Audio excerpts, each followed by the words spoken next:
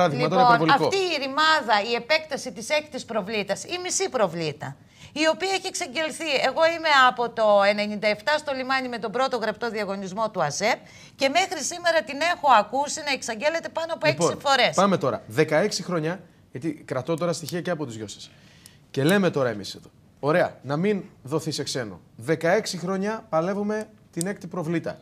Το διακομεταλλευτικό κέντρο, το άλλο που είπατε με τα προκυπευτικά κτλ. Δεν πέρασε. Ένα έργο έγινε στο λιμάνι. Η πρώτη προβλήτα. Ουσιαστικό που τελείωσε, υπάρξει και τελείωσε. Αφού λοιπόν εμείς δεν μπορούμε, δυστυχώς δεν μπορούμε, γιατί να μην τα πάρει κάποιος ξένος που έχει τεχνογνωσία, να φέρει και τις συμφωνίες όπως ήρθε ο Hewlett Packard στην Αθήνα, στον Πειραιά κτλ. Και να ανθίσει το λιμάνι, να γίνει και, που είναι και στον πολεμικό ιστό, να έρθει και χρήμα, να βοηθήσει και την Τρένοσέ με τη μεταφορά και να γίνουν όλα καλύτερα. Τι να σας κάνω εγώ τώρα το συνήγορο του διαβόλου. Πάρα πολύ ωραία. Αφού δεν τα καταφέρουμε μόνοι μας. Μόνο ένα θα πω, κύριε Όποιος θέλει να Καρούλη. απαντάει, χαίρομαι, σας εξαγρέσω και τους δύο. Όχι, δεν είμαι καθόλου εξαγριωμένη. Όχι, το λέω με χιούμορ, έτσι. Καθόλου. Κοιτάξτε να δείτε. Είναι μια άποψη αυτή που υπάρχει. Το ξέρετε. Η πώληση του μετοχικού κεφαλαίου, του συνόλου του μετοχικού κεφαλαίου που διαθέτει σήμερα το δημόσιο, απευθύνεται στη συγκεκριμένη αγορά. Δεν απευθύνεται επί της ουσίας ούτε στους global operator που ανέφερε ο κύριος Καρούλης, ούτε σε αυτούς που έχουν υψηλή εξειδίκευση σε συγκεκριμένους τομείς, container terminal, διαχείριση, logistic terminal, άρα θα αυξήσουν τα φορτία, άρα θα φέρουν και δουλειά, άρα μιλάμε για ανάπτυξη. Θα δημιουργηθούν κλάστερ υπηρεσιών γύρω από το λιμάνι που θα δίνουν θέσεις εργασίας και θα σημαίνουν ανάπτυξη και χρήμα. Μιλάμε για την αγορά των funds. Ανεξέλεκτα επιθετικά κεφάλαια που το παίρνει και κανείς δεν ξέρει τι μπορεί να το κάνει. Να το τεμαχίσει, να το πουλήσει, να το κάνει. Αλλά κυρίως, όποιος στρατηγικός επενδυτής αγοράσει το λιμάνι της Θεσσαλονίκης θα έχει κατά νου τη συνέργεια με την πόλη όταν ο ίδιος διαθέτει, ας πούμε στην καλύτερη περίπτωση, 40 λιμάνια, διαχειρίζεται, ή θα το εντάξει στο δικό του σχεδιασμό. Το ζήτημα είναι δηλαδή, τι εννοείται, το παίρνει Κόσκο. Παράδειγμα λέω. Δεν θέλω να σκέφτομαι έτσι, γιατί η Κόσκο που μέσα από συγκεκριμένες διαδικασίες έχει ένα container terminal στο Πειραιά με παραχώρηση, να μιλάμε για Κόσκο στη Θεσσαλονίκη, για Κόσκο στο σύνολο του μετοχικού κεφαλαίου του Πειραιά ή στο σύνολο του μετοχικού κεφαλαίου της Θεσσαλονίκης, νομίζω ότι είναι ο θάνατος του ανταγωνισμού. Νομίζω ότι πλέον καταπατούμε, δεν χρειάζεται να επιχειρηματολογήσω. Ναι, δημιουργείται μονοπόλιο. Ναι, βεβαίως, αυτό δεν έχει γιατί τάρικο, ναι. αν προκληθώ θα πω πάρα πολύ απλά. Από πότε ξεκινάμε το Master Concession, την πώληση του μετοχικού κεφαλαίου κτλ. Το συζητάμε από τη στιγμή που η Κόσκο, η μητέρα Κόσκο στο Πεκίνο, δήλωσε ότι έχει τη διάθεση και θέλει να αγοράσει το 60%, να ελέγξει όλο το Πειραιά. Το παίρνει άλλος επιχειρημάτιας. Γιατί ενδιαφέρεται και ο κύριος Σαββίδης. Έτσι, που κάνει επενδύσεις. Ο πρόεδρος του ΠΑΟΚ. Λοιπόν, θα σας πω μονάχα ότι στη Βαρκελόνη, από το 1995 και ντεύθεν, μετά που προχώρησαν στη λιμενική μεταρρύθμιση, που υπολοιπόταν πίσω από το λιμάνι του Πειραιά και της Θεσσαλονίκης στα ελληνικά λιμάνια, σήμερα έχουν δημιουργηθεί 8 νέες προβλήτες με τη διαδικασία των παραχωρήσεων, αλλά όχι άλλα ελληνικά, που μας φέρνουν σε αυτές τις ιστορίες, γιατί και τώρα για ολική παραχώρηση μιλάνε, και έχει αναπτυχθεί το λιμάνι, η πόλη και έχει θέσεις απασχόλησης. Και χρήμα. Βεβαίως, για όλη την ευρύτερη περιοχή. Εγώ ήθελα λοιπόν, δεν πειράζει, περιμένω υπομονετικά να έρθει η σειρά. Κοιτάξτε, είναι δύσκολο να βάλουμε τις γυναίκες. Μιλάνε περισσότερο από εμάς. Γι' αυτό ακριβώς. Γενικό είναι το σχόλιο. Είναι ομιλητικότατη. Λοιπόν, γι' αυτό. Γι' αυτό δίνουμε και χρόνο για να μπορούν να ακουστούν οι απόψεις ολοκληρωμένες και για να βγουν συμπεράσματα. Θέλω να τονίσω ιδιαίτερα ότι απαιτούνται προσπάθειες πρώτον από την πολιτεία για να ξεκαθαρίσει και να διελευκάνει μέσα της το κάθε Υπουργείο τι λιμενική πολιτική θέλει να εφαρμόσει αυτόν τον οποίον τον έχει ορίσει να είναι διευθύνοντας, σύμβουλος και πρόεδρος. Αφού στο πόδι λαμβάνονται όλες οι αποφάσεις, κύριε Καρούλη, το ξέρετε καλά, στο πόδι λαμβάνονται όλες οι αποφάσεις για όλα. Γι' αυτό μετά έχουμε ερμηνευτικές συγκυκλώσεις από την άλλη, για όλα τα ζητήματα. Προσέξτε όμως, επειδή παίρνετε μηνύματα από τον κόσμο, πρέπει ο κόσμος να καταλάβει σήμερα ότι αυτά τα στελέχη τα οποία δραστηριοποιούνται στα λιμάνια, όχι μόνο εδώ τα δικά μας, σε όλα τα λιμάνια, είναι άνθρωποι οι οποίοι καταθέτουν ψυχή και σώμα και γνώση για να μπορέσουν να πάνε λίγο παραπάνω αυτό το λιμάνι το οποίο έχουν αναλάβει. Κανείς δεν τις αμφισβητεί. Οι προθέσεις τους είναι με αποτελέσματα. Αυτά τα αποτελέσματα λοιπόν, όταν τα βλέπει η λιμενική πολιτική, ο μεγαλομέτωχος, που σήμερα είναι το ΤΑΙΠΕΔ και το οποίο δεν ξέρει από λιμενική πολιτική, δεν κατέχει, μόνο έχει γνώση πώλησης. έχει πάντα βάζει ακατάλληλους να λειτουργήσει στο δημόσιο. Το ξέρετε αυτό. Δεν μπορώ να καταλάβω λοιπόν. Αποτυχημένους πολιτευτές, πήγαινε η διοίκηση στο λιμάνι ενώ ήταν στρατιωτικός. Εγώ δεν μπορώ να καταλάβω λοιπόν πώς μπορεί έτσι κατά αυτόν τον τρόπο να παραχωρηθούν οι μετοχές ή με τον τρόπο που θέλει το ΤΑΙΠΕΔ ή με οποιονδήποτε άλλο τρόπο. Θα πρέπει λοιπόν φοβάμαι λοιπόν ότι αν κάποιος έρθει και πάρει την ολική παραχώρηση του λιμένος, ένα φαν οικονομικό, αν έρθει και το πάρει, δεν θα κάτσει το ίδιο να ασχοληθεί. Θα πάρει έναν καρούλι εκεί, ο οποίος ξέρει, στην τύχη λέω το όνομά μου, για να μην πω εσάς, και ο οποίος θα κάνει τη δουλειά αυτή την οποία κάνουν σήμερα οι άνθρωποι και τα στελέχη του Οργανισμού Λιμένος Θεσσαλονίκης και του Οργανισμού Λιμένος Πειραιώς. Ναι, αλλά το κράτος θα βάλει πολύ γρήγορα λεφτά στη τσέπη του, έτσι δεν είναι? Γιατί αυτά είναι σημαντικά χρεοκοπίες όμως. Ξέρετε, όταν πουλάμε την περιουσία μας, σημαίνει ότι χρεοκοπήσαμε. Θα ήθελα λοιπόν να σας πω ότι είμαστε σαν κλάδος αναφαδόν κατά της ολικής παραχώρησης του πακέτου των μετοχών. Είμαστε. Γιατί το έδωκα κυρία Γουργούρη, δεν βλέπω να διαφωνείτε πλήρως. Αφήστε με λίγο να σας πω. Είμαστε κατά, διότι αυτό το πράγμα δεν θα δημιουργήσει ανάπτυξη. Και τα λέω περιληπτικά, δεν θέλω να τα πω αναλυτικά. Γιατί δεν έχουμε χρόνο. Ναι. Τα λέω περιληπτικά, διότι θα δημιουργήσει μονοπόλιο. Αυτό το μονοπόλιο θα έρθει να κάνει τη δουλειά που είπα προηγουμένως, την οποία την κάνει ο Οργανισμός Λιμένος σήμερα με τα στελέχη του. Η ανάπτυξη λοιπόν της περιοχής, της ευρύτερης περιοχής, όχι μόνο της πόλης μας, δεν είναι δυνατόν να έρθει διαμέσου του τρόπου αυτού. Πρέπει λοιπόν αυτά τα χρήματα που πάει να τα πάρει τώρα κοψοχρονιάστικα. Σήμερα η μετοχή έχει 24, αύριο μπορεί να έχει 5, μεθαύριο μπορεί να έχει 35. Δεν ξέρουμε τι λεφτά περιστασιακά θα μαζευτούν αυτά τα χρήματα αν τα δώσουμε με ολική παραχώρηση των μετοχών. Και άρα το ποσό αυτό, αν το βάλουμε σε ένα βάθος χρόνου που λέει ότι η εγκαταστάση του λιμένος, η ΟΛΘΑΕ, τα έχει για πολύ χρόνο, πόσο είναι 35 χρόνια ακόμη, περίπου. Αν βάλουμε λοιπόν τμηματικά την όλη διαδικασία, μπορούμε να πάρουμε πολύ περισσότερα πράγματα και να δημιουργήσουμε ρυθμούς ανάπτυξης για όλη την ευρύτερη περιοχή. Μάλιστα. Και για την πόλη. Να πω κάτι και απαντάτε και οι δύο. Όχι, θέλω λίγο πάνω σε αυτό. Το λεγόμενο ΣΔΙΤ, Σύμπραξη Δημόσιο Ιδιωτικού Δικαίου. Εγώ καταλαβαίνω ότι χωρίς ιδιώτη, αυτό καταλαβαίνω και δεν κάνω λάθος, δεν μπορεί να έρθει ανάπτυξη στο λιμάνι. Τώρα η μορφή, από ό,τι καταλαβαίνω, είναι το πρόβλημα. Να πούμε το αυτονόητο. Γνωρίζουμε όλοι σε ποια κατάσταση είναι η χώρα. Δηλαδή και στις καλές εποχές ανέμπαινε ερώτημα. Σήμερα λοιπόν δεν έχει το δημόσιο να κάνει αυτές τις επενδύσεις. Δημόσιες επενδύσεις καταλαβαίνουμε. Ναι, αλλά σε καλά τα χρόνια αντί να κάνουν επενδύσεις, δίνανε μεγάλους μισθούς στα στελέχη. Έτσι. Ποια μεγάλους στα στελέχη? Στα στελέχη. Κοιτάξτε να δείτε. Δεν δίνανε. Εγώ δεν θέλω να. Με 500 ευρώ ήταν εκεί πέρα οι διοικήσεις. Οι διοικήσεις. Δεν θα έλεγα ότι έπαιρναν για το λιμάνι της Θεσσαλονίκης ότι ξεφύγαν ποτέ και ψάξτε το να δείτε σε αυτό το επίπεδο. Είναι άλλες οι διαδικασίες, αλλά εν πάση περιπτώσει. Στην εποχή μας σήμερα λοιπόν, που αναδεικνύονται όλες οι στρεβλότητες σε όλους τους τομείς, δεν μπορεί παρά να αναδειχτούν και εδώ. Και είναι επίσης ηλίου φαϊνότερο ότι και δεν εξαιρούνται καθόλου τα λιμάνια, ίσα-ίσα ακολουθούν την υπόλοιπη δημόσια διοίκηση. Εντάξει, γιατί να εξαιρούνται, σωστό. Ναι, την υπόλοιπη δημόσια διοίκηση. Εγώ αυτό θέλω να πείτε. Λοιπόν, το ζήτημα είναι, αποφάσιζαν μετά το 99, σας είπα, για χαμένες ευκαιρίες. Ναι. Γίναν η μαϊμού, επιτρέψτε μου την έκφραση, εν πάση περιπτώσει δεν είναι και κόσμια, μαϊμού ΑΕ. Ποιος έπαιρνε τις αποφάσεις? Οι διοικήσεις που έβαζε ο βασικός μέτοχος, διόριζε τα 7, 8 ή 9 άτομα στο Διοικητικό Συμβούλιο. Ήτανε εταιρείες οι οποίες ελεγχόταν από την κυβέρνηση, κεντρικά και από τον Υπουργό, και διαχειριζόταν με τον ίδιο τρόπο που διαχειριζόταν και την υπόλοιπη δημόσια ακόμα ψάχνουμε διοίκηση. Τα 40 εκατομμύρια της ΕΙΑΘ.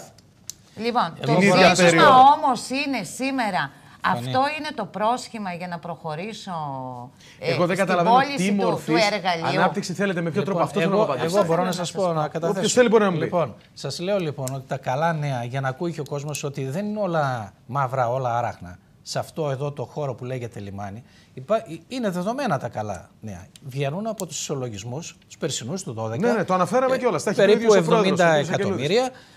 Επίσης έχουμε για φέτος το αποθεματικό. Για φέτος πάλι στο πρώτο τρίμηνο υπάρχουν θετικότατοι ισολογισμοί. Και άρα συνεπώς, πώς θα έρθει η ανάπτυξη χωρίς ιδιώτες? Αυτό θέλω να πείτε. Η ανάπτυξη λοιπόν τώρα, είπατε προηγουμένως ότι μπορεί να έρθει ανάμεικτα με τον ιδιώτη και με τον οργανισμό λιμένος. Λοιπόν, αυτή τη στιγμή η ΑΕ που είναι μέσα και λειτουργεί, έχει θέση ιδιού του εκεί πέρα. Ας την αφήσουμε ελεύθερη να δράσει. Μία συμπράξει. Προβλήτα ήταν να γίνει για να γίνει η Μαρίνα, ο ελιμενισμός της Μαρίνας. Και το σταματήσαμε και αυτό. Να σας κάνω πάλι να σας κάνω πάλι τον κακό. Γιατί να την αφήσουμε ελεύθερη να κάνει όταν τόσα χρόνια δεν το έχει κάνει. Μα τώρα που θέλει να το κάνει όμως, γιατί τώρα θέλει. Τώρα όλο να το κάνει. Τώρα και γιατί τώρα, αυτή τη στιγμή. Τώρα που ήρθε η Τρόικα και μας βάζει τη θηλιά στο λαιμό, όλοι βγαίνουν οι εκπαιδευτικοί και λένε μα εμείς κάνουμε. Όλοι τώρα αξιοποιούμε το έργο μας. Τώρα που η λιμενική πολιτική, ας πούμε, εκφράστηκε και με τους διευθύνοντες σύμβουλους και τους προέδρους των οργανισμών λιμένος, οι οποίοι ήταν πολιτικοί άνθρωποι κατά το παρελθόν. Ο κύριος Ανομερίτης είναι κάτω στον Πειραιά. Αυτός μίλησε για μητροπολιτικά λιμάνια. Μην το ξεχνάμε. Καλά, το ίδιο είπαν και για εδώ. Λοιπόν, γιατί δεν τα κάνουμε. Εμείς λοιπόν λέμε λοιπόν ότι η ανάπτυξη είναι πάρα πολύ εύκολα και ήταν δεδομένη για το λιμάνι, αν πάρει κανείς κατά νου ότι μόνο την πρώτη προβλήτα μπορέσαμε να το κάνουμε. Το επόμενο βήμα ήταν η Αλάνα που βρίσκεται μεταξύ των δύο επόμενων. Αλλά μόνοι μας παλεύουμε, κυρία Γουργούρη. 16 χρόνια το είπατε πριν, να κάνουμε μία προβλήτα. Να γίνω λίγο αιρετική. Αυτό θέλουμε. Λέτε, ας πούμε, αφού αυτά τα χάλια έχει και τα λοιπά, και πώς θα γίνει. Όχι, δεν είπα αυτά τα χάλια έχει. Όχι, το λέω εγώ, γιατί εντάξει, σας είπα, ακολουθεί την κίνηση της δημόσιας διοίκησης στην Ελλάδα. Δεν είναι κάτι άλλο. Λοιπόν. Είναι αλήθεια ότι ο Οργανισμός Λιμένων Θεσσαλονίκης, παρόλα αυτή την κρίση, γι' αυτό βλέπετε αυτά τα οικονομικά στοιχεία, κατάφερε να συγκρατήσει τα φορτία σε μία προσπάθεια και να αυξήσει τη διακίνηση σε αυτούς τους χαλεπούς καιρούς, που σημαίνει προσπάθεια. Έτσι, και μάλιστα να έχει πολύ καλύτερη παροχή υπηρεσιών, το ξέρετε εσείς, κυρία Καρούλη. Παρότι μειώθηκε δραματικά ο αριθμός των εργαζόμενων πάνω από 35% τα τελευταία 2 χρόνια, δεν θα πω για τις αποδοχές, δεν μας αφορά, δεν στέκομαι στο εργασιακό. Παρ' όλα αυτά προχωράει και προχωράει καλά.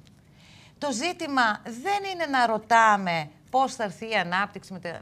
Σήμερα έχω λοιπόν μια εταιρεία η οποία είναι κερδοφόρα, είναι δημοσίου χαρακτήρα, κρατήστε το αυτό, και έχει και ένα αποθεματικό 90 τόσα εκατομμύρια, δεν θυμάμαι καλά. Λοιπόν, γιατί έχει αποθεματικό? Γιατί δεν κάνει επενδύσεις. Γι' αυτό είναι αποθεματικό. Δεν είναι κακό να έχεις αποθεματικό, αλλά εν πάση περιπτώσει τη συγκεκριμένη. Πολύ κακό. Αυτό μετράμε. Χάσαμε, είπαμε, τα πλοία της ανάπτυξης. Σήμερα, μια εταιρεία δημόσιου χαρακτήρα, που είναι κερδοφόρα, δεν θα έπρεπε αυτό το κέρδος να το κάνει ανάπτυξη για τον εμπορικό επιχειρηματικό κόσμο? Άρα πιστεύετε ότι υπάρχει σκοπιμότητα στο να πουληθεί πιο εύκολα? Όχι. Λέω ότι αυτά πότε μπορούν να γίνουν? Όταν η δημόσια λιμενική αρχή, προσέξτε, θα μπορεί να σχεδιάσει, να αναπτύσσει και να σκέφτεται με όφελος του λιμένους, αλλά πώς? Σε όφελος της ευρύτερης περιοχής και της αγοράς που εξυπηρετεί το λιμάνι. Αυτό σημαίνει ανάπτυξη. Του να πει ότι θα κάνω το εμπορευματικό κέντρο και να μπορεί να το κάνει. Και έλα ιδιώτη να συμπράξουμε να γίνει το εμπορευματικό κέντρο στη βάση της 6ης προβλήτας, έξω από την 6η προβλήτα, στο στρατόπεδο Γκόνη ή εν πάση περιπτώσει ό,τι προκύψει από τη συνεργασία. Πώς θα γίνει αυτό? Θα πρέπει να προχωρήσουμε, αυτό λέμε.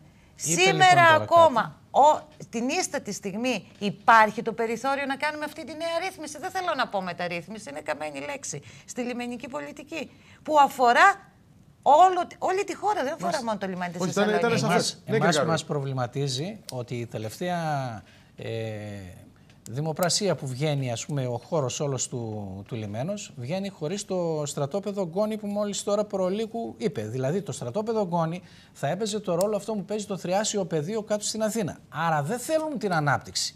Κεντρικά δεν θέλουν την ανάπτυξη του λιμένος. Σας το λέω ειλικρινά. Διότι πριν είπατε για ανάπτυξη. Είπατε για ανάπτυξη. Θα σας πω λοιπόν ότι πριν από 1 χρόνο, σε αυτό το στούντιο μέσα, ο πρόεδρος του λιμανιού, ο Σύνδεσμος Εξαγωγέων και εγώ σαν χρήστης είχαμε προτείνει και είχαμε βάλει κάτω την όλη διαδικασία δια του Προέδρου του κυρίου Δημήτρη Λαγκασά να γίνει μια ελαφριά ναύπηγο-επισκευαστική ζώνη πλάι από τον 6ο προβλήτα. Λοιπόν, και αυτό το ελαφρύ έργο, το οποίο θα ήταν συγχρηματοδότηση περισσότερο από τον ιδιώτη, τον έξω δηλαδή, τον οποιονδήποτε ενδιαφερόμενο εφοδιαστή του πλοίου, επισκευαστή, οτιδήποτε είχε να κάνει, το σταματήσαν και αυτό το έργο από την κεντρική εξουσία, η οποία τη λιμενική πολιτική τη νομίζει ότι κάθε στενόμυαλος δημόσιος υπάλληλος ή πολιτικός ο οποίος μπαίνει εκείνη τη στιγμή μπορεί να την εξαντλήσει. Σας πληροφορώ, όπως είπε για τη Βαρκελόνη, όλα τα λιμάνια της Μεσογείου δεν έχουν έναν πάροχο. Δουλεύουν με 4 και 5. Πάτε στο Αμβούργο, αν θέλετε βόρεια. Θα δείτε μέσα στο κανάλι είναι καμιά 7-8. Ποιος παίρνει την απόφαση για το πώς θα αναπτυχθεί το λιμάνι του Αμβούργου? Το παίρνουν οι πολίτες. Όχι μόνο οι πολίτες, επειδή είναι δημοτική επιχείρηση. Επειδή είναι δημοτική επιχείρηση. Θα σας πω λοιπόν τα δύο μεγάλα λιμάνια, το Άμστερνταμ και το Ρότερνταμ. Υπάρχουν σοβαρότατος ανταγωνισμός μεταξύ των και όταν ένα κοντέινερ καθυστερεί πάνω από 8 δευτερόλεπτα να φύγει, να φορτωθεί και να φύγει, θεωρείται ότι έχει χάσει τον ανταγωνισμό. Έχει χάσει από τον ανταγωνιστή του το ένα λιμάνι με το άλλο. Ενώ εμείς θέλουμε ώρες εδώ, έτσι. Μιλάμε για άλλα επίπεδα. Νομίζω ότι είναι αντιληπτό για το ότι συστάτε. Εγώ καταλαβαίνω ότι δεν είστε εναντίον των ιδιωτών στο λιμάνι. Απλά διαφωνείτε με τον τρόπο που πάει να γίνει η παραχώρηση, η αποκρατικοποίηση, η ειδικοποίηση. Δεν ξέρω πώς θέλετε να πείτε. Οι διαδικασίες να πάνε εξειδικευμένα με τη συμπόρευση, θα έλεγα εγώ, του προσωπικού, να πω το του στελεχειακού δυναμικού. Τελικά, λέει ο κύριος Λογαράς, μήπως το κράτος μπορεί, αλλά δεν θέλει η δημόσια περιουσία να γίνει ιδιωτική? Δεν γίνεται. Δεν γίνεται. Δεν γίνεται. Αυτό δεν γίνεται. Να κλείσουμε λίγο με τον επιβατικό σταθμό. Ένα υπέροχο κτίριο. Αυτό το κτίριο. Υπέροχο κτίριο. Το βλέπαμε κιόλας και στα πλάνα. Το οποίο καταραίει. Οφείλω λοιπόν υπερβολική να σας δώσω λέξη. Πληροφόρηση. Κρίμα. Ναι. Να το χάσουμε. Ναι. Να πάρετε λοιπόν πληροφόρηση από πρώτο χέρι. Όταν πριν από 4 χρόνια έγινα για πρώτη φορά πρόεδρος στο Σύλλογο Εκτελονιστών Θεσσαλονίκης, συνέπεσε η θητεία η δική μου να είναι και αμέσως μετά από ένα εξάμηνο να έρθει η νέα διοίκηση του Οργανισμού Λιμένος. Προηγούμενα πρόεδρος του Οργανισμού Λιμένος ήταν εκτελονιστής, ο κύριος Λάζαρος Καναβούρας. Είχαμε κάνει από κοινού προσπάθειες για αυτό το ωραιότατο κτίριο, το οποίο το έκανε ο Ρεσίτ Πασάς πριν φύγει. Ένα παλάτι είναι. Ναι. Τούρκος το είχε κάνει, διότι του είχε υποδείξει ο Γάλλος πρόξενος, ο οποίος είχε εκείνη την δεδομένη χρονική περίοδο την διακίνηση των εμπορευμάτων όλων, ότι πρέπει να δημιουργηθεί ένας χώρος που να το ονομάσουμε τελωνείο. Λοιπόν, κάναν αυτό το κτίριο. Αυτό το κτίριο λοιπόν σήμερα, από το σεισμό και ύστερα, που είχε υποστεί τις βλάβες... Πριν από 35 χρόνια. Όχι. Μιλάω για τον τελευταίο σεισμό, ένα τελευταίο πρόσφατο. Όχι το τελευταίο, ένα πρόσφατο εκεί κοντά στο 98-2000 και κάτι ήταν. Δημιουργήθηκαν κάποιες μεγάλες ρογμές. Τα δύο τελωνεία εκείνη την περίοδο έπρεπε να φύγουν. Δεν τα ήθελε και η τότε διοίκηση του Οργανισμού Λιμένος μέσα στα πόδια της, γιατί ήθελε να μεταφέρει τη ζώνη προς τα πέρα. Αναγκάστηκαν να φύγουν προς τα έξω. Έτσι έφυγε από τη χρήση, την καθημερινή χρήση, διότι ήταν δύο μεγάλα τελωνεία εκεί μέσα. Παρέμεινε κενό. Έτσι όπως είναι σήμερα, μέχρι και σήμερα, και τι κάναμε? Κάναμε μία υπερπροσπάθεια, αυτό το κτίριο είναι του Υπουργείου Οικονομικών, να γίνει μία ανταλλαγή με το μεγάλο άλλο κτίριο, το άδειο που είναι της Von Baum πιο μέσα, το τεράστιο εκείνο που βλέπετε στο λιμεναρχείο δίπλα, να γίνει μία ανταλλαγή των κτίριων, ούτως ώστε ο Οργανισμός Λιμένος να πάρει αυτό το κτίριο μπροστά, να μεγαλώσει τον επιβατικό σταθμό και να το δημιουργήσει σαν ένα ξενοδοχείο VIP, να το πούμε, υποδοχής ξένων ή οτιδήποτε. Όπου αυτή τη στιγμή και τα δύο κτίρια είναι άδεια. Είναι άδεια. Κατάλαβα ποιο είναι άδεια. Το άλλο θα γινόταν για να μαζέψει όλες τις υπηρεσίες τις εμπλεκόμενες μέσα στα τελωνεία και μέσα στο λιμάνι. Θα τα μάζευε όλα, ακόμα και οι εκτελονιστές θα μάζευε εκεί τα γραφεία τους. Λοιπόν, η διαδικασία ήταν ένας φαύλος κύκλος. Την πιάσαμε με τον κύριο πρόεδρο του Οργανισμού Λιμένος τώρα. Έφτασε μέχρι και τον πρωθυπουργό, τον προηγούμενο πρωθυπουργό που ήταν της κυβέρνησης του Πασόκ, τον κύριο Παπανδρέου, ο οποίος Παπανδρέου την άφησε την επιστολή, δεν πρόλαβε να την υπογράψει. Η μετέπειτα μεταβατική... Μήπως στείλατε στα ελληνικά? Ορίστε. Αγγλικά καταλαβαίνει καλύτερα γι' αυτό. Λοιπόν, οι μετέπειτα 2-3 πρωθυπουργοί που περάσανε είπαν να έρθει μια εκλεγμένη κυβέρνηση και να το δει. Σήμερα ο κύριος Σαμαράς το έχει στα χέρια του. Το έχει και ο Υπουργός Οικονομικών. Λοιπόν, δεν φαντάζομαι και αυτό να το βγάλει σε πώληση. Είναι ένα κομμάτι από το Υπουργείο Οικονομικών. Υπάρχει ένα θέμα γιατί ανήκει στο Υπουργείο Οικονομικών και όχι στο ΤΑΙΠΕΔ. Δεν ξέρω. Ίσως παραχωρήσει τη χρήση, αλλά και στο ΤΑΙΠΕΔ. Η υποβλήτα στην οποία βρίσκεται ανήκει στο ΤΑΙΠΕΔ, το κτίριο ανήκει στο Υπουργείο Οικονομικών. Φανταστείτε λοιπόν τώρα τι διατάγματα πρέπει να βγουν. Έφτασε μέχρι το τελικό στάδιο για να γίνει η διαδικασία και εκεί πέσαμε στις αλλεπάλληλες κυβερνήσεις. Αυτό το άτιμο το κράτος είναι το άτιμο. που είναι μεγάλο πρόβλημα. Όχι, δεν είναι μόνο αυτό. Δεν είναι μόνο αυτό. Δεν είναι μόνο τι άλλο αυτό. Είναι και η θέληση. Ναι, η πολιτική βούληση βέβαια. Μεγάλο ρόλο παίζει. Τώρα, τι απαντάτε στον κόσμο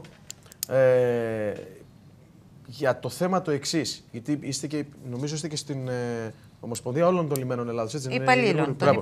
Λέει πολλοί κόσμος, πολλοί Έλληνες πολίτες λένε: οι δημόσιοι υπάλληλοι φοβούνται τις ιδιωτικοποιήσεις για να μην χάσουν είτε τους μισθούς τους είτε τις θέσεις τους. Θέλω μια απάντηση και σε αυτό. Εγώ να μιλήσω γιατί δεν πρέπει να ευλογήσει, τα χέρια της η Φανή για να μην πω γένεια. Έτσι λοιπόν, εγώ θα έλεγα όμως, ένα λεπτό Φανή, ότι και κάτω στη ΣΕΠ, όπου η Κόσκο έχει δημιουργήσει το δικό της υπαλληλικό και στελεχειακό κόσμο, έχει κάνει χρήση από τα προηγούμενα στελέχη του οργανισμού Λιμένος που φύγανε, ελάχιστους αυτούς που πήρε, διευθυντικά στελέχη, αλλά το θέμα είναι ότι η σύμπραξη μπορεί να γίνει κάλλιστα. Μπορεί σήμερα αυτό το ελάχιστο προσωπικό που έχει το οργανισμός Λιμένος εδώ να μπορέσει να προσφέρει, να απελευθερωθεί και να προσφέρει τις δουλειές του. Εύκολα. Είναι ελάχιστη. Είναι ελάχιστη, σας το λέω. Και βλέπουμε και το κτίριο παράλληλα για το οποίο συζητούσαμε. Το βλέπω απέναντι ακριβώς. Αυτό που διασφαλίζει την εργασία μου, τη θέση απασχόλησης, είναι η ανάπτυξη του. Να υπάρχει δουλειά. Αυτό διασφαλίζει ότι εγώ θα είμαι υπάλληλος ή θα εργάζομαι στον οργανισμό Λιμένος Θεσσαλονίκης. Αν περάσουμε από ανάπτυξη, που υπενήχθηκε πριν και είναι πολύ σωστή η τοποθέτηση ο κύριος Καρούλης, τότε λοιπόν δεν θα έχω δουλειά. Αν δεν έχει δουλειά, δεν θα έχω κι εγώ δουλειά. Άρα λοιπόν, και αυτό είναι το βασικό ζήτημα. Απλά οι ιδιώτες φέρνουν συνήθως και χαμηλότερους μισθούς. Και αυτό είναι ένα θέμα. Δεν παίρνουμε υψηλούς μισθούς. Μάλιστα. Παίρνουμε κανονικούς μισθούς. Εγώ θα ήθελα πάντως Αλλά από εκεί και ύστερα όμως θέλω να πω κάτι. Κρατήστε το αυτό, γιατί δεν είναι μόνο η θέση απασχόλησης του υπαλλήλου του Οργανισμού Λιμένος Θεσσαλονίκης. Η ανάπτυξη και αυτό που λέμε εμείς φέρνει ανάπτυξη, φέρνει θέσεις εργασίας, αφορά τους υπαλλήλους του Οργανισμού Λιμένος Θεσσαλονίκης, των ναυτικών πρακτορείων, των κλάστερ υπηρεσιών και θέλουμε πραγματικά να αναπτύσσονται για να δημιουργείται υπεραξία, να δημιουργούνται έσοδα για το χυμαζόμενο κρατικό προϋπολογισμό και να δημιουργούνται θέσεις απασχόλησης για όλους. Δεν νομίζω ότι διαφωνεί κανείς. Ναι, κύριε Καρούλη. Εγώ θα ήθελα οι συμπολίτες μας και όχι μόνον, όλοι οι πολίτες της Βόρειας Ελλάδας να ζητάνε επιμόνως από τους κατατόπους πολιτικούς, τους οποίους συναντούν συνεχώς σε διάφορα φόρουμ, σε διάφορες επίσημες συναντήσεις ή και ανεπίσημες ακόμη που έχουν, με διάφορους φορείς ή κλάδους άλλους ή σωματεία που βρίσκονται, ότι για να μπορέσει να έρθει η ανάπτυξη στη Βόρεια Ελλάδα πρέπει το λιμάνι να ξεκινήσει, εφόσον είναι η μοναδική κερδοφόρα επιχείρηση κατά αυτόν τον τρόπο που βρίσκεται σήμερα εκεί, να μπορέσει να φέρει και στους υπόλοιπους κλάδους τη σχετική ανάπτυξη. Να μπορούν να ζητάνε οι πολίτες από τους πολιτικούς εδώ της πόλης μας, της περιοχής της δικής μας, να φτιάξουν επιτέλους τη σιδηροδρομική γραμμή και διασύνδεση διαβυθίσεως. Το ζήτησε Βύθιση. Δεν κάνω καθόλου πλάκα. Το ζητήσανε κάποιος κυρίως γενικός του Στρένωσε όταν βγήκε. Ήρθε και μας είπε ότι βλέπετε πολύ Discovery και πολλά καλά ξένα. Αν θέλουμε λοιπόν, προσέξτε, αν θέλουμε να έχει ανάπτυξη το λιμάνι, θα πρέπει να έχει και συνδυασμένες μεταφορές. Κυρίως να είναι κρίκο στην αλυσίδα τη μεταφορική. Αν λοιπόν δεν έχω τρένο και αν δεν έχω... Βλέπετε εκεί κάτω, φαντάζομαι ότι πήγατε και είδατε τι γίνεται εκεί στη Λαχαναγορά, στον κόβο της Λαχαναγοράς, με τις κολόνες που βάζουν στις διάφορες ιδιοκτησίες, οι οποίες δεν έχουν φτάσει μέχρι το Συμβούλιο της Επικρατείας και ακόμα είναι έολη η γέφυρα. Ξέρω ότι πιέζεστε χρονικά. 17 χρόνια παλεύουμε να φτιάξουμε ένα δρόμο και εσείς θέλετε σιδηρόδρομο διαβυθίσεως. Από τις αρχές του προηγούμενου αιώνα. Τα θέλουμε όλα να γίνεται. Να γίνει μια απλή βύθιση για να περνάει κάτω από τη γέφυρα της Λαχαναγοράς. Τίποτε άλλο. Δεν είναι βύθιση, μην φανταστείτε διαστημικά πράγματα. Δεν είναι προσωπικό το σχόλιο για τον κύριο Καρούλη. Απλά όχι, λέω ότι αυτό που αναφέρει. Μπορεί να γίνει αυτό και το ζήτησε ο οργανισμός Λιμένος. Το κάνει από μόνος του. Είναι ένα απλό έργο. Είναι βύθιση κάτω από μία γέφυρα. Και επίσης εγώ θα ήθελα. Φανή, ένα λεπτό. Κύριε Καρούλη, όμως νομίζω ότι σαν χρήστης θέλω να πω το εξής. Ότι ο οργανισμός Λιμένος, αυτόν τον οποίον τα στελέχη τα κατατρέχουμε όλοι και λέμε είναι δημόσιοι υπάλληλοι και είναι δημόσιοι, αυτοί φτιάξανε με δικά τους μέσα, με δικά τους χρήματα, με αυτό το ανταποδοτικό που έχουν, όλες τις γραμμές μέσα του σιδηροδρόμου. Διότι η Τρενοσέ Κύριε Γουργούρη, ένα σχόλιο για να κλείσουμε. Το λιμάνι της Θεσσαλονίκης έχει σιδηροδρομική γραμμή από τις αρχές του προηγούμενου αιώνα. Ο Πειραιάς διασυνδέθηκε τελευταία, το έμαθε όλη η χώρα και μάλιστα παρουσιάστηκε ως ένα θαύμα της Κόσκο όταν πληρώθηκαν από τον κρατικό προϋπολογισμό όλα τα χρήματα. Λέμε άμεσες επενδύσεις σήμερα. Επιτέλους και την ίστατη στιγμή το λιμάνι της Θεσσαλονίκης να μην γίνει ηφηγένεια, να μην θυσιαστεί στο βωμό οποιασδήποτε σκοπιμότητας, αφορά την ανάπτυξη όλης της περιοχής. Τα μεγέθη είναι συνταρακτικά. Μετέχει περισσότερο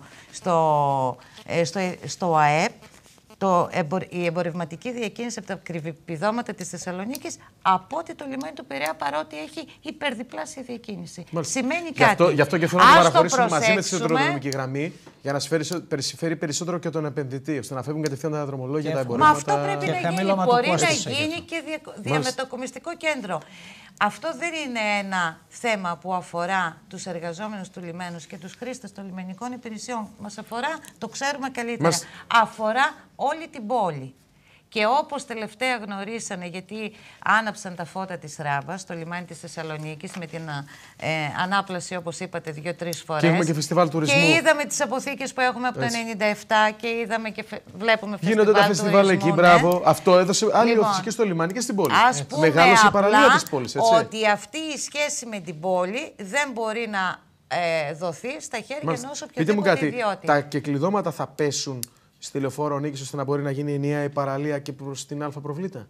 Θα είναι πολύ καλό να συμβεί αυτό. Η πρώτη προβλήτα είναι η συνέχεια του ιστορικού κέντρου. Δεν είναι, όχι απλά πρέπει να κάνεις όλο τον κύκλο για να πας. Ναι, και εφόσον είναι ανοιχτή στους πολίτες, μπορεί να γίνει ένας σχεδιασμός. Με βάση με όλα τα δεδομένα. Κύριε Γουργούρη, κύριε Καρόλη, ευχαριστούμε πολύ. Νομίζω ότι κάναμε μια κουβέντα αρκετή ώρα για το λιμάνι, αλλά αξίζει. Γιατί το λιμάνι είναι ένας από τους βασικούς πρωταγωνιστές της Θεσσαλονίκης μας. Και η συνέχεια της συζήτησης στην αίθουσα του Δημοτικού Συμβουλίου την ερχόμενη Δευτέρα, στην συνεδρίαση την οποία θα γίνει.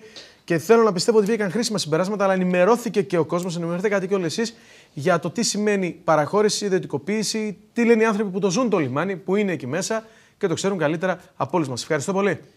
Καλή δύναμη. Ευχαριστούμε πάρα πολύ. Πριν κλείσουμε, διαβάζω, Γιώργο, 2-3 μηνύματα για την γέφυρα του Λουδία και τα λοιπά. Αυτό είναι άλλο έργο, θα το δώσουμε, κυρία Μαρία Ρουσόμαλη.